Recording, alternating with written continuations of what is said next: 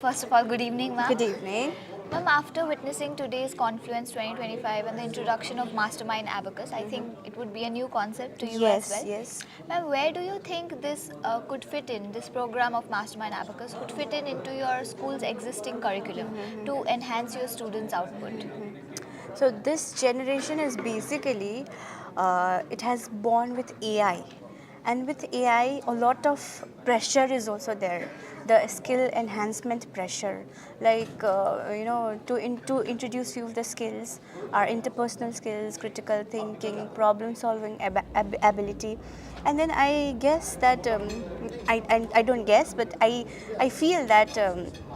The integration of abacus in our curriculum will enhance the skill development of every child in their ability to solve problem, and then it will be a lifetime asset for them when they grow in a better future.